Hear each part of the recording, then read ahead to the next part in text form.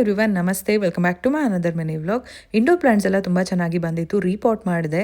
Pot ಸ್ವಲ್ಪ weight ಜಾಸ್ತಿ ಇದ್ದಿದ್ದರಿಂದ ಲಿಫ್ಟ್ ಮಾಡೋಕ್ಕಾಗಲ್ಲ ಅಂತ ಹೇಳ್ಬಿಟ್ಟು ಕಾಸ್ಕೋಗೆ ಹೋಗಿರಬೇಕಾದ್ರೆ ಮೆಟಲ್ ಪ್ಲಾಂಟ್ ಕ್ಯಾಡಿ ತೊಗೊಂಡು ಬಂದಿದ್ದೆ, ಅಂದರೆ ಸ್ಟ್ಯಾಂಡು. ಸೊ ಪಾಟ್ ಎಲ್ಲ ನೀಟಾಗಿ ಮೂವ್ ಮಾಡ್ಬೋದು. ಇನ್ನು ಈ ಪ್ಲಾಂಟ್ ಸ್ಟ್ಯಾಂಡ್ ಬಂದು ಇಂಡೋರ್ ಮತ್ತು ಔಟ್ಡೋರ್ ಎರಡು ಪಾಟ್ಸ್ಗೂ ಕೂಡ ಯೂಸ್ ಮಾಡ್ಬೋದು. 2 in 1 ಅಂತ ಹೇಳ್ಬೋದು.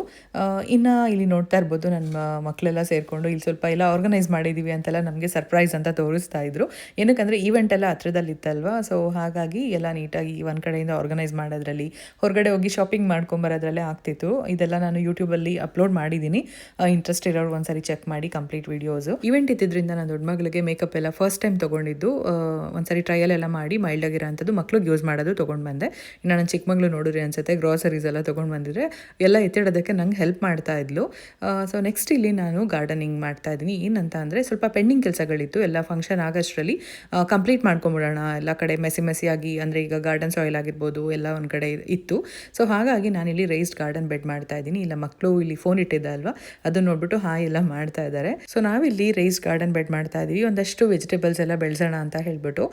ಇಲ್ಲಿ ಕ್ಲೇ ಸಾಯಿಲ್ ಆಗಿರೋದ್ರಿಂದ ಗ್ರೌಂಡಲ್ಲಿ ಹಾಕೋಕ್ಕೂ ಆಗೋದಿಲ್ಲ. ಗ್ರೌಂಡಲ್ಲಿ ಹಾಕಿದ್ರೆ ಮೇಂಟೈನ್ ಮಾಡೋದು ಕಷ್ಟನೇ. ಏನಕ್ಕಂದರೆ ವಿಂಟರಲ್ಲಿ ಗಿಡಗಳೆಲ್ಲ ಒಣಗೋಗುತ್ತೆ, ನಿಮಗೆ ಗೊತ್ತಿರುತ್ತೆ. ಇಲ್ಲೂ ಕೂಡ ವರ್ಷಾನ್ಗಟ್ಲೆ ಏನೂ ಬರೋದಿಲ್ಲ. ಸ್ಪ್ರಿಂಗಿಂದ ವಿಂಟರ್ವರೆಗೂ ಅಷ್ಟೇ ಮೇಂಟೈನ್ ಮಾಡೋಕ್ಕಾಗೋದು. ಇನ್ನು ಬ್ರಿಕ್ಸ್ ಆಗಿರ್ಬೋದು ಮತ್ತು ವುಡ್ ಪ್ಯಾನಲ್ಸ್ ಇದೆಲ್ಲನೂ ನಾವು ಹೋಮ್ ಡಿಪೋಯಿಂದ ತೊಗೊಂಡು ಬಂದಿದ್ದು. ಆರ್ಗ್ಯಾನಿಕ್ ಕಾಂಪೋಸ್ಟ್ ಆಗಿರ್ಬೋದು, ಸ್ವಲ್ಪ ಗಾರ್ಡನ್ ಸಾಯಿಲ್ ಬಂದ್ಬಿಟ್ಟು ಲೋಸಿಂದ ತೊಗೊಂಡು ಬಂದ್ವಿ. ಇನ್ನು ಜಾಸ್ತಿ ಬಲ್ಕಲ್ಲಿ ನಾವು ತೊಗೊಂಡು ಬಂದಿದ್ದು ಅಂದರೆ ಕಾಸ್ಕೋಯಿಂದ. ಅಲ್ಲಿ ಸ್ವಲ್ಪ ಕಮ್ಮಿನೇ ಪ್ರೈಸ್ ಇರುತ್ತೆ ಅಂತ ಹೇಳ್ಬೋದು ಬೇರೆ ಕಡೆಗೆ ಕಂಪೇರ್ ಮಾಡಿದ್ರೆ.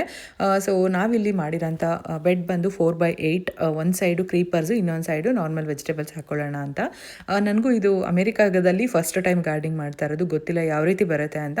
ಆದರೆ ನನ್ನ ಎಕ್ಸ್ಪೀರಿಯನ್ಸ್ನ ನಿಮ್ಮ ಜೊತೆಗೆ ಶೇರ್ ಮಾಡ್ತಾ ಇರ್ತೀನಿ. ಯಾರಿಗಾದರೂ ಇಂಟ್ರೆಸ್ಟ್ ಇರೋರಿಗೆ ಯೂಸ್ ಆಗ್ಬೋದು. ಇಲ್ಲ ಅಂತ ಅಂದರೆ ಈ ವಿಡಿಯೋಸ್ ನೋಡಿ ಇನ್ಸ್ಪೈರ್ ಆಗಿ ಕೂಡ ನೀವು ಒಂದಷ್ಟು ವೆಜಿಟೇಬಲ್ಸ್ ಆಗಿರ್ಬೋದು ಅಥವಾ ಸಿಂಪಲ್ ಹೂವುಗಳಾದರೂ ಬೆಳೆಸಲಿ ಅಂತ ಹೇಳ್ಬಿಟ್ಟು ಈ ವಿಡಿಯೋನ ನಿಮ್ಮ ಜೊತೆಗೆ ಶೇರ್ ಮಾಡ್ತಾ ಇದ್ದೀನಿ. ಇನ್ನು ರೈಸ್ಡ್ ಗಾರ್ಡನ್ ಬೆಡ್ ಒಳಗೆ ಫಸ್ಟ್ ಕಾರ್ಡ್ಬೋರ್ಡ್ ಶೀಟ್ ಹಾಕಿದ್ವಿ. ಕೆಲವರು ಕವರ್ ಕೂಡ ಹಾಕ್ತಾರೆ. ನಮಗೆ ಕವರ್ ಅವಶ್ಯಕತೆ ಇಲ್ಲ, ಬರೀ ಕಾರ್ಡ್ಬೋರ್ಡ್ ಶೀಟ್ಗಳೇ ಹಾಕೋಣ ಅಂತ ಹೇಳ್ಬಿಟ್ಟು ಮನೇಲಿ ಎಷ್ಟಿತ್ತು ಮ್ಯಾಕ್ಸಿಮಮ್ ಅದೆಲ್ಲ ಹಾಕಿ, ಅದಾದಮೇಲೆ ಒಂದಷ್ಟು ಗ್ರಾಸ್ ಎಲ್ಲ ಇತ್ತು, ವೇಸ್ಟ್ ಗ್ರಾಸ್ ಎಲ್ಲ ಒಣಗಿರೋ ಅಂಥದ್ದು, ಅದು ಕೂಡ ಹಾಕಿದ್ವಿ. ಅದಾದಮೇಲೆ ಆರ್ಗ್ಯಾನಿಕ್ ಕಾಂಪೋಸ್ಟ್ ಹಾಕಿದ್ವಿ. ಮನೇಲೇ ಮಾಡ್ಕೊಂಡಿರೋ ಕಾಂಪೋಸ್ಟ್ ಆದರೆ ಇನ್ನೂ ಒಳ್ಳೆಯದು. ಅದಾದಮೇಲೆ ಗಾರ್ಡನ್ ಸಾಯಿಲ್ ಹಾಕಿದ್ವಿ.